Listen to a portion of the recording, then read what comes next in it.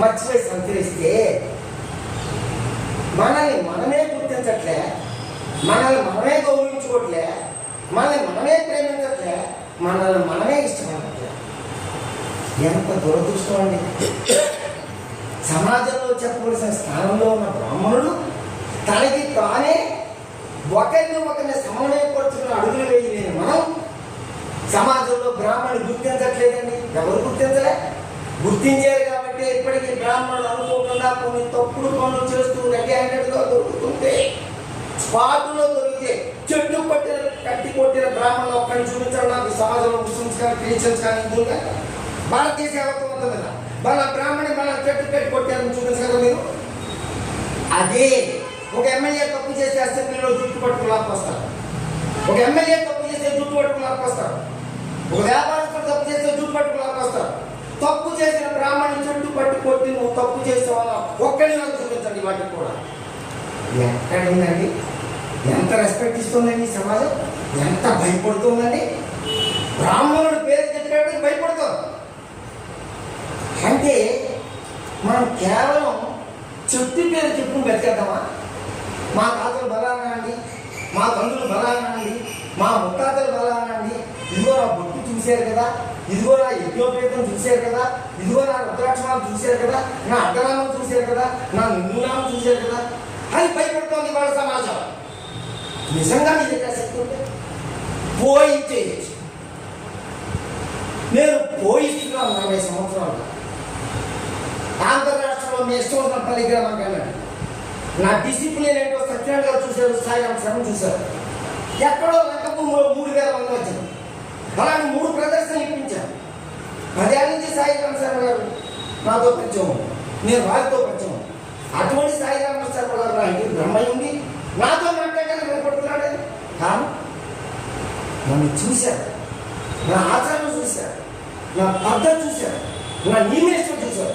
అంటే యుక్తి ధనము అది కొంతకాలమే, తాత్కాలికంగా కళ్ళవాపు. దాన్ని ఏదో బలవనుకుని బరుపడుకుని తిరిగితే దాని పర్యవసానం తిరుమలమా లేకుండా వెళ్ళిపోతాం.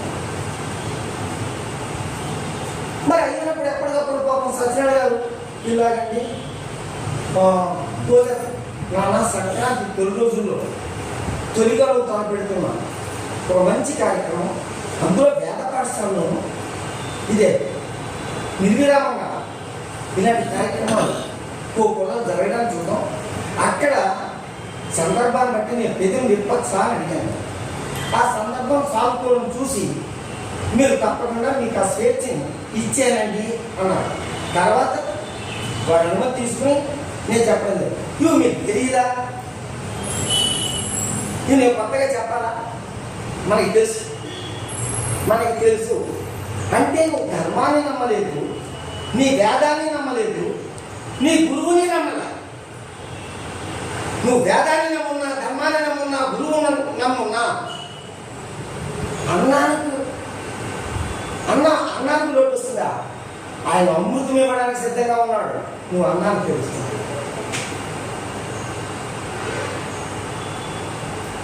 కాబట్టి ఏమండి, ఒక్కడితో సాధ్యమా? తప్పకుండా. ఒక్కరోజుతో సాధ్యమా? తప్పకుండా. నలుగురు కనుక నాతో ఉంటే 100 సంవత్సరాల క్రితం వివేకానందులు మాట్లాడిన మాట, నాలాంటి యువత నలుగురు ఉంటే ఈ విశాల సామ్రాజ్యంలో మోకాలు లోతన్న కుక్కలు కూడా తినచ్చు 3 పూట్ల అన్నాడు వివేకానంద. 100 సంవత్సరాల క్రితం వివేకానందులు దొరకలే. వద్దు, యుగాలకి పూర్వం వెళ్దాం. కృష్ణ పరమాత్మకి పట్టబదులు నిట్ట మధ్యాహ్నం ఆకాశం అంతగా విశ్వరూపం చూపిస్తుంటే చూడగలిగిన వాడు ఒక్కడు లేకపోయాడు. అడ్డాడు. పరమాత్మ కనబడుతుంటే చూడలేకపోయాడు. ఇవాళ నా మాట నీ మాట చెబుతుందా? ఎక్కక్కల్లా. మన నిర్ణయం ఏంటి? ఒక ధర్మాన్ని దృష్టిలో పెట్టుకుని నేను చేస్తున్నాము అని ఈ క్షణం నుంచి మీరు కంకణం కట్టండి, మీరు తెచ్చుకోనండి.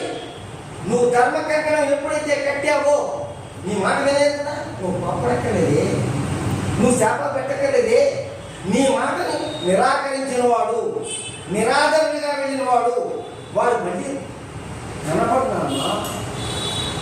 వాడికి వినాశకాలం వచ్చింది కాబట్టి నీ మాటను వినే స్థితికి వచ్చాడు. ఎవరి మాట? ఒక జ్ఞాని మాట,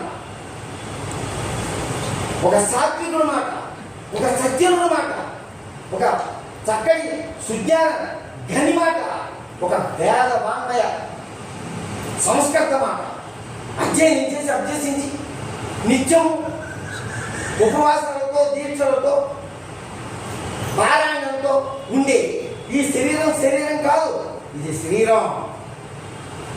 ఇది అందరూ చూసే శరీరం కాదు, ఇది శరీరం అయినప్పుడు అయస్కాంతానికి ఏ విధంగా అయితే ఆకర్షించే శక్తి ఉందో ఇసుకని ఎలా ఆకర్షిస్తుందండి? ఇనపరచిని ఆకర్షిస్తుంది. అలాగే నిన్ను ఆకర్షించే శక్తి అందుకు తగిన వాడు నిన్ను ఆకర్షించగలడు. తగిన వాడు పోవాల్సిందే. ఇవాళ నోట్ చేసుకోండి, డిసెంబర్ 25, 2025 డిసెంబర్ ఈ సంవత్సరమే ప్రపంచ పటం మారిపోతుందన్న. ప్రపంచ పటం మీద ఏ దేశం ఎక్కడ ఉంటుందో కూడా తెలియని దౌర్భాగ్య స్థితిలో ఉన్నాను. వాడు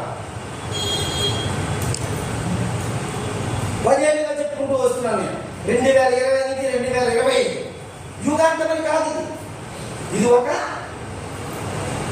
సంధిక, ప్రమాదకరమైన సంధి వ్యాధి కాదు. తండ్రి చెప్తే కొడుకు రండి, అది ఇతర జాతుల్లోని, ఇతర వర్ణాల్లోని, ఇతర మతాల్లోని అనుకున్నారా? మన బ్రాహ్మణ్యంలో ఏ తండ్రి మాట ఏ కొడుకు వింటున్నాడో ఒప్పుకున్నాడు చెప్పండి. ఏ కొడుకు తండ్రి కళ్ళలో చూసి మాట్లాడుతున్నాడో చెప్పండి. ఏ కూతురు తల్లి కళ్ళలో చూసి మాట్లాడుతుందో చెప్పండి. ఎందుకు వచ్చింది ఆ స్థితి?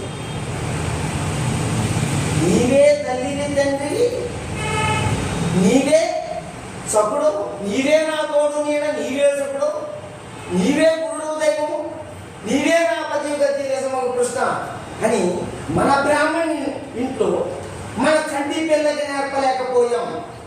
1980 నుంచి వచ్చిన జనరేషన్ లేటెస్ట్ వాళ్ళ వయసు గ్రంథంలో 1980 తర్వాత పుట్టిన వారు బ్రాహ్మణ్యమై ఉండొచ్చు, ముస్లిమేస్ ఉండొచ్చు, క్రిస్టియన్స్ ఉండొచ్చు, ఇతర మతాలు, ఇతర ప్రాంతాలు, ఇతర భాషలు, ఇతర దేశాలు ఉండొచ్చు.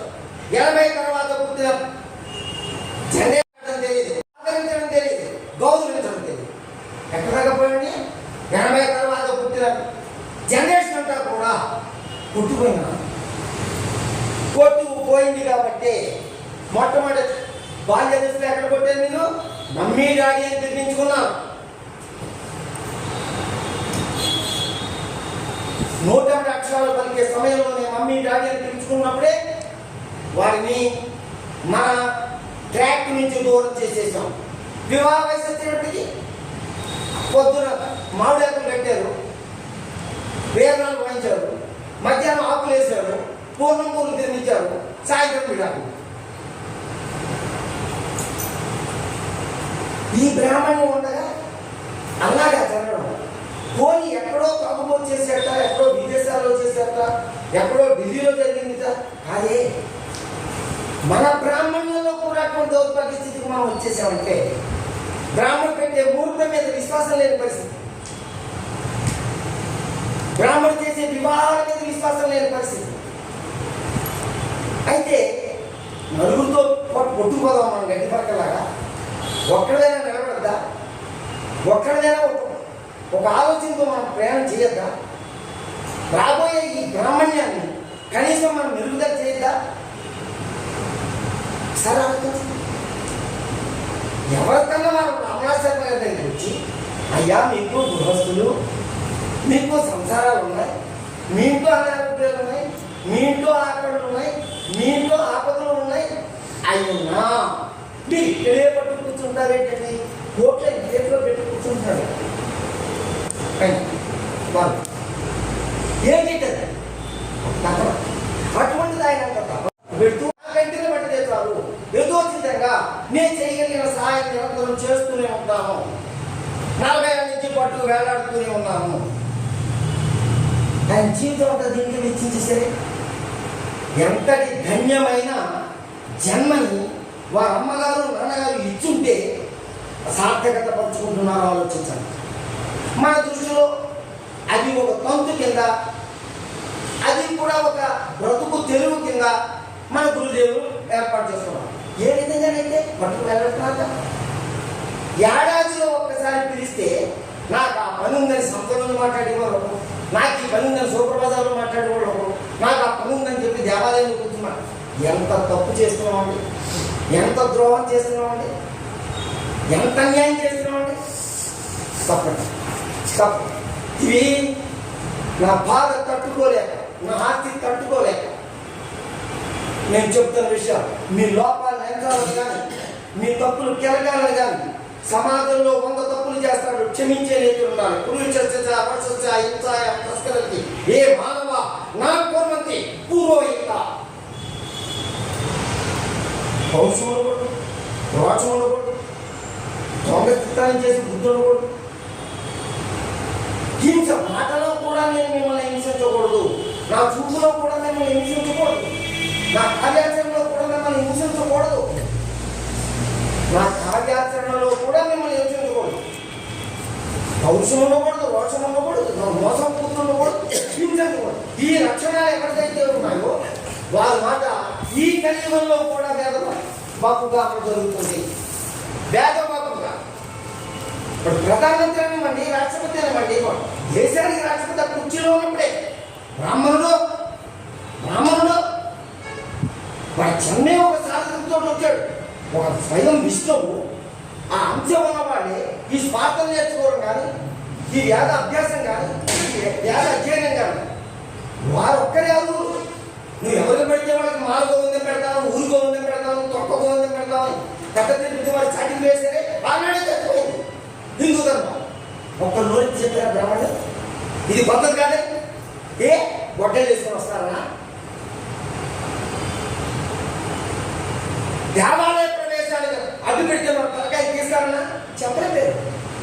నాలాంటి కొద్దిగోడు మాట్లాడితే కుదరలా. విష్ణు హిందూ నాకు విష్ణు హిందూ వారు 10 సంవత్సరాల క్రితం నా దగ్గర సర్టిఫికేట్ మోసకెళ్ళి లోపలాడేసుకుంటున్నాను. 20 ఏళ్ళ క్రితం మీరు ధర్మం రాష్ట్రం గురించి ధర్మం మొట్టమొదటి ప్రత్యేకతలో నా మొట్టమొదటి ప్రవచనం ఉంటుంది. నా ప్రవచనం ఎక్కడ ఉన్నా, నా ప్రవచనం మొట్టమొదటి ఎక్కడ ఉంటుంది? మీకు ఇష్టమైతే పెద్ద తిరుగుతున్న నా ప్రవచనం ఇప్పించండి. లడ్డు క్యాచేయడం దగ్గర నుంచి బయట పెడతాను నేను. అక్కడ ఉంటుంది. మీకు నమస్కారం. వారు ఇస్తామన్నారు, నెలకు 30,000 జీతమన్నారు, వాహనం ఇస్తామన్నారు, ధైర్యం ఇస్తామన్నారు. నా దగ్గర ముద్ర ఉంది. మీకు ఇష్టం లేదు కదా? నేను ఒంటరి పోరాటం చేయగలుగుతున్నాను సమాజం అని శ్రీకాకుళం నుంచి 4,000 పల్లెలు గల్లీలు అన్నీ చూసుకుంటూ ఎప్పటికప్పుడు నిరాహారం. నాకేమిటి పని అండి? 70 నాకేమిటి అవసరం? నాకు సంసారం లేదా? నాకు అప్పలు లేవా? నాకు అప్పులు లేవా? నాకు అనారోగ్యాలు లేదా? కాదండి, అది అందరూ అనవలసిన బ్రాహ్మణుడు అనకూడదు నాన్న. బ్రాహ్మణుడు దీనాలప్పుడు వేదాత్తులు అర్చకూడదు నాన్న. బ్రాహ్మణం అనేది నీకు ఒక మాధైశ్వర్యం. నువ్వు అటువంటి సత్కర్మ చేసుకుని ఆ దైవ అంశంతో నువ్వు వచ్చిన వాడికి నువ్వు ఉమ్మేది. ఈ కలియుగంలో జరుగుతున్న దాన్ని నువ్వు దాన్ని ఎదుర్కోగలిగిన రామబాణాన్ని, అటువంటి అస్త్రానికి ఇవాళ ఏమైపోయావన్నా నిన్ను నువ్వు తక్కువ చేసుకుని ఒక నిస్పృహలోకి, నిరుత్సాహంలోకి దిగజారిపోయావు.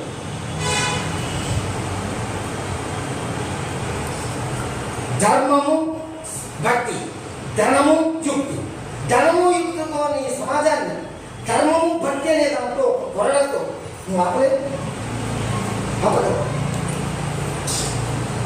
కాబట్టి ఇవన్నీ నీకు తెలిసిన విషయాలు.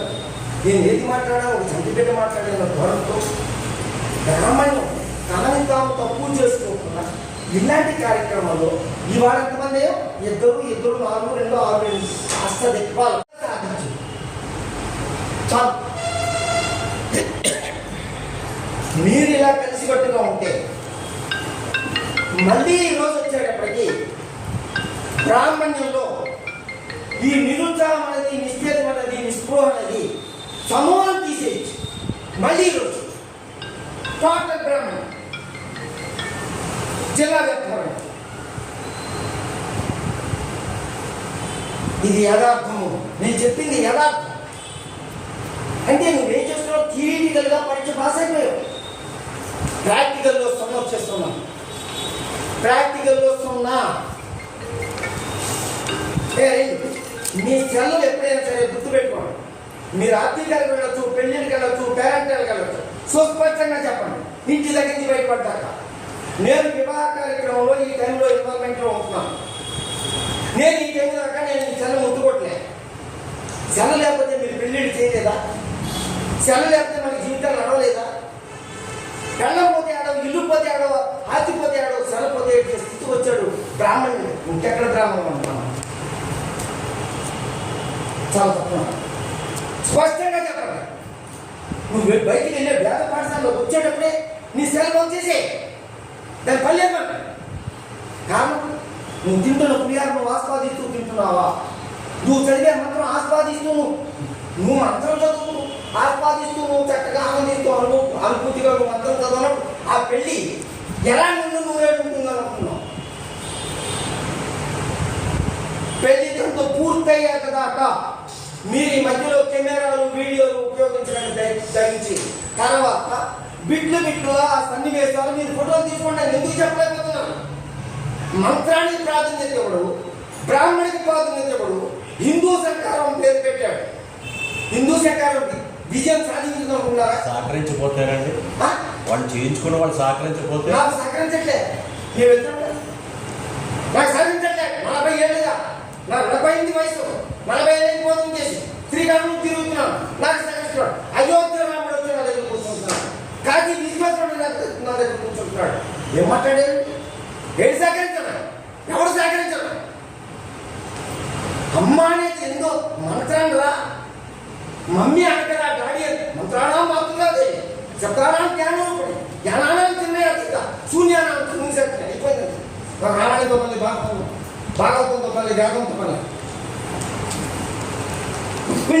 వేసిన తులసిదనం ఎంత విలువైందో, ఎంత శక్తివంతమైందో.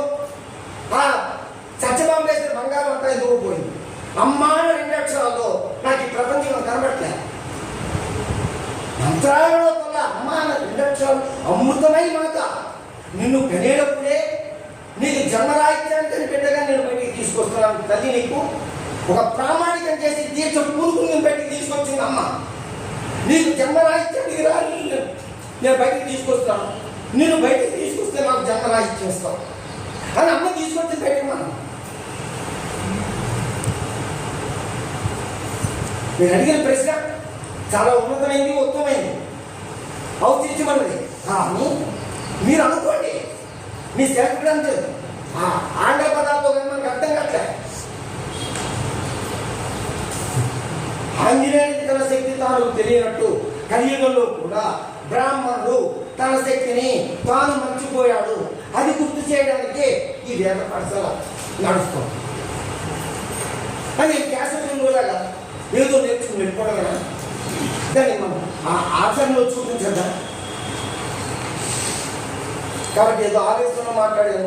78 ఏట నా దగ్గర ఈ ఆవేశం ముందుంటే నేను ఎటువంటి దొక్క చింపేసుకుంటున్నాను రాష్ట్రంలో లెక్కే, ఎలా చింపుకుంటూ ప్రయాణం చేసిన లెక్కే.